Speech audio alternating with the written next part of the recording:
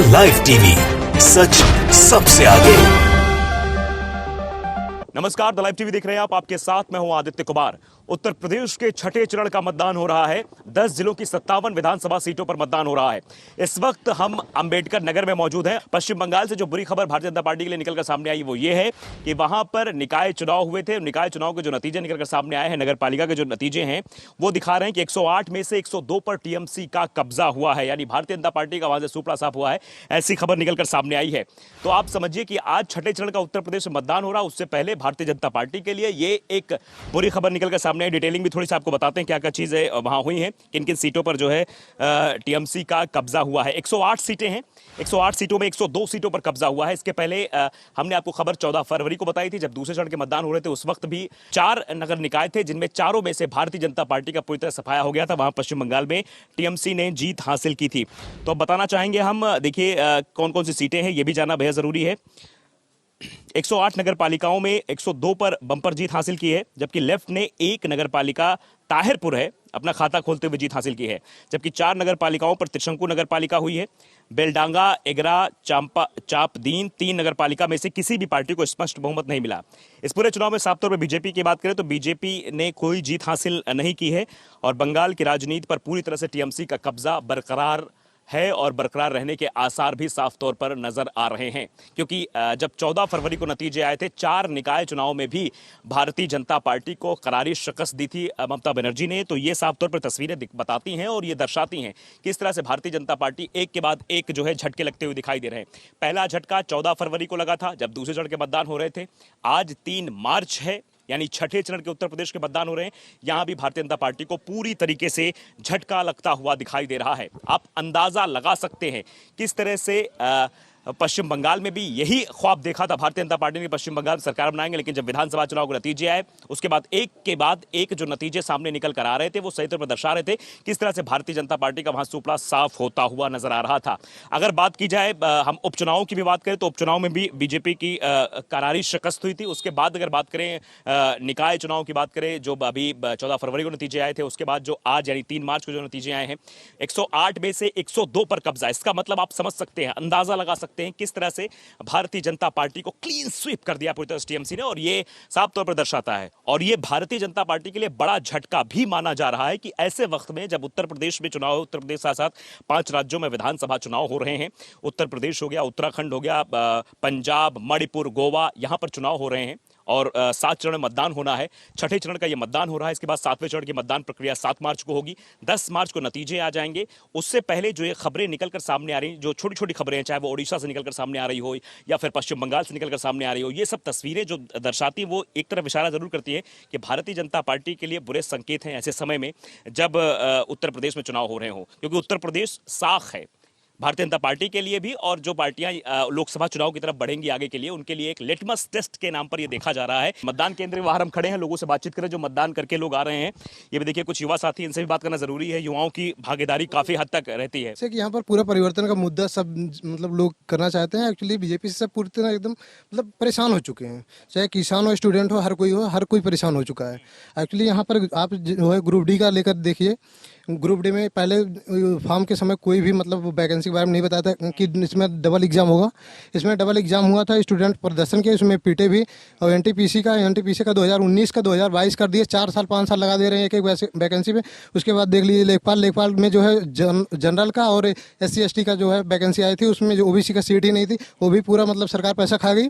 मतलब इस सरकार से हर कोई परेशान है। सिर्फ राशन, अगर देखो रोजगार सबसे बड़ा मतलब मुद्दा होता है। अगर हर कोई जो है रोजगार कर रहा है तो जो है मतलब अपने परिवार को चला सकता है, अच्छा खासा विकास हो सकता है। और राशन से विकास मतलब सिर्फ आदमी जी सकता है, उसके अलावा और कुछ कर नहीं सकता।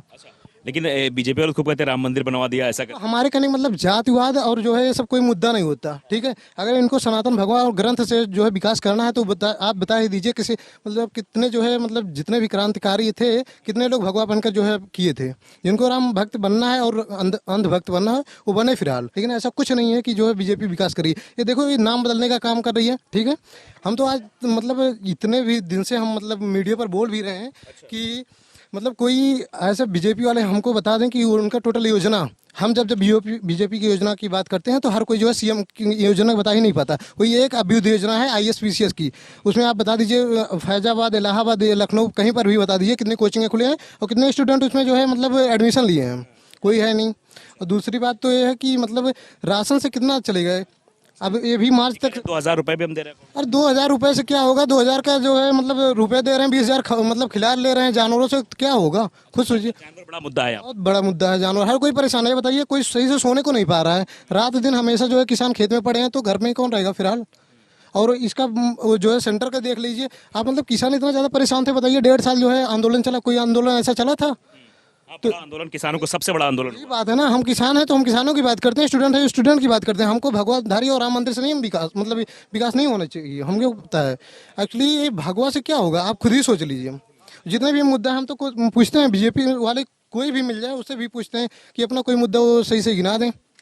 वो बड़े मुद्दा नहीं गिना पाते। हमेशा वो भी कभी विकास मुद्दे के नाम पर अगर चुनाव मतलब वोट मांगे तो बता दीजिए कहीं पर, वो हमेशा कास्टवाद, जातिवाद और इस पे धर्म के नाम पर वोट मांगते हैं। कोई बता दीजिए ना, कोई जो है ऐसा है। चलिए, ये नाराजगी साफ तौर पे एक युवा की। कोई नाराज है, हम ही नहीं, जितने भी हैं सब कोई नाराज है। बस वही अंधभक्त नहीं होना चाहिए, बस स्टूडेंट या फिर किसान कोई भी हो, बस उनके पक्ष में वही लोग जा रहे हैं जो मतलब उनका खा रहे हैं। और हमने बीजेपी नेताओं का ये भी सुना था कि वो जो है उनके पक्ष में डायरेक्टली बोलते हैं कि मेरा जो है राशन खा गए, वोट खा गए, चना खा गए, तेल खा गए, नमक खा गए। मतलब ये खा गए, ये अपनी किडनी बेच कर दे रहे थे क्या? ये तो जनता का पैसा ही है ना। तो फिर बिल्कुल साफ तौर पर एक युवा है जो अपने भड़ास, और भी लोग हैं जो मतदाता देखिए वोट डाल कर आ रहे हैं। दादा, वोट डाले जा रहे हो, क्या मुद्दे रहेंगे वोट डालते वक्त? क्या दिमाग में रहेगा, कौन से मुद्दे वोट डालोगे? हमारा मन, हम हाँ गरीब को वोट दूंगा, हमारा दिल, हाँ, गरीब मदद करेगा। अच्छा, गरीब को वोट देंगे आप? हाँ, आप भी वोट करने जा रहे हैं? हाँ, हम ये ना है। अच्छा, गरीब को वोट देंगे? हाँ, खुले खजीना। चलिए, नाम मत लीजिए किसको आप वोट देंगे किसको नहीं। आप भी वोट डालने जा रहे हैं? हाँ, इन मुद्दों को लेकर वोट डालेंगे? आपन आपन किस्मत है, गरीब। अच्छा, ठीक है। चलिए, तो ये साफ तौर पर लोग बाग हैं जो कह रहे हैं। इधर भी कुछ लोग हैं जो शायद वोट डाल के आगे इनसे बातचीत करते हैं। इधर जो है दे रहे हैं किन किन मुद्दों को लेकर क्या कुछ चीज़ें हैं, आप बोलना चाहेंगी? क्या मुद्दे हैं? वोट दे दिया आपने? हाँ, वोट दे दिया। उंगली दिखाइए कैमरे पर। ये देखिए, इन्होंने वोट दे दिया है। किन मुद्दों को लेकर वोट किया आपने?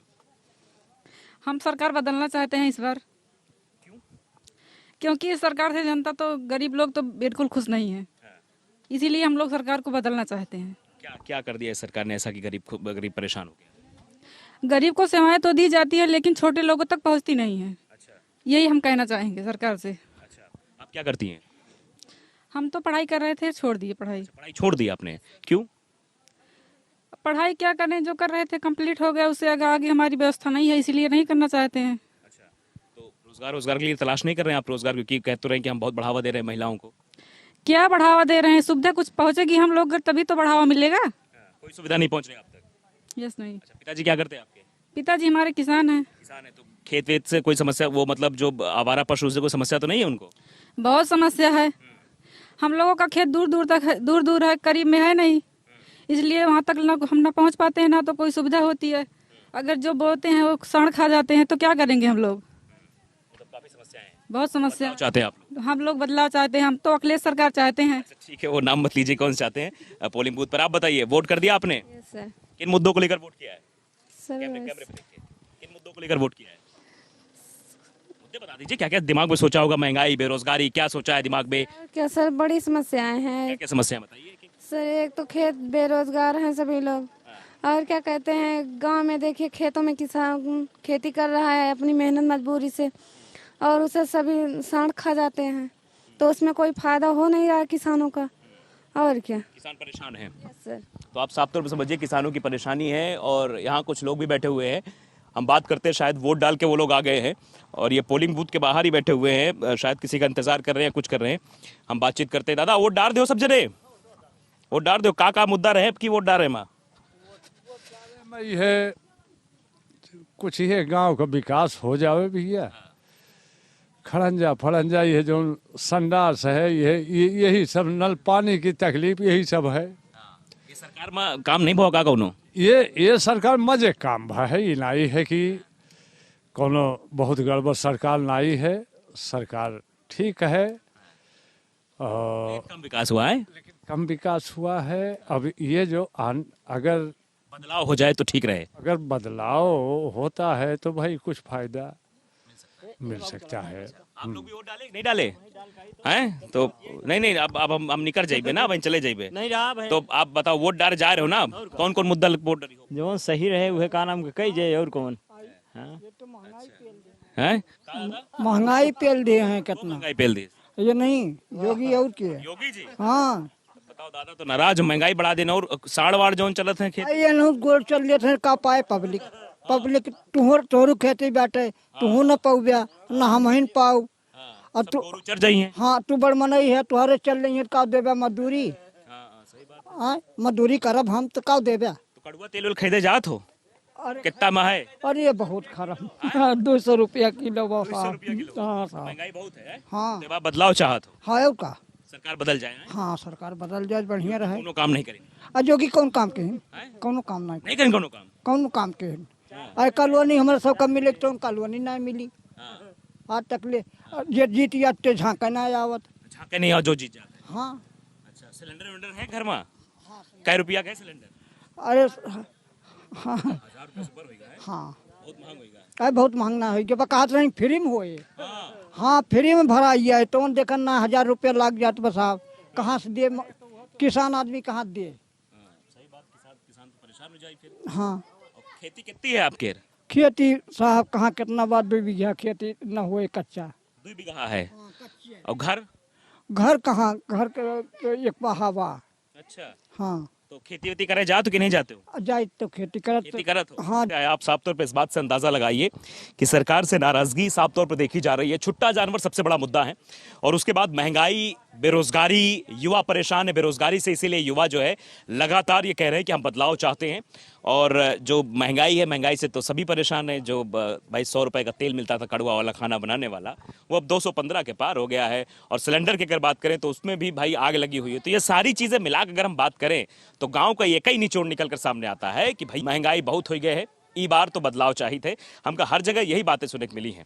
फिलहाल द लाइव टीवी आप तक वो सब खबरें पहुंचाता रहेगा और हमने साफ तौर पर खबर भी आपको दिखाई कैसे भारतीय जनता पार्टी का सुपड़ा साफ हो रहा है। पश्चिम बंगाल में 2 बार ममता बनर्जी ने, एक बार निकाय चुनाव में और उसके बाद जो निकाय चुनाव के दूसरे नगर पालिका के जो नतीजे आए और निकाय चुनाव के जो नतीजे आए। निकाय चुनाव के 14 फरवरी को नतीजे निकलकर सामने आए जिसमें चारों पर कब्जा कर लिया टीएमसी ने। और उसके बाद जो आज नतीजे आए हैं यानी 3 मार्च को जिस समय छठे चरण का उत्तर प्रदेश में मतदान चल रहा है, वो नतीजे चौंकाने वाले। 108 में से 102 सीटें बाजी मार लिए। पूरी तरीके से बीजेपी का सुपड़ा साफ कर दिया टीएमसी ने। तो अब उत्तर प्रदेश में क्या होगा ये वक्त बताएगा। 10 मार्च को सब सामने आ जाएगा, कौन विजेता बनेगा और कौन इस बार वापस जाएगा।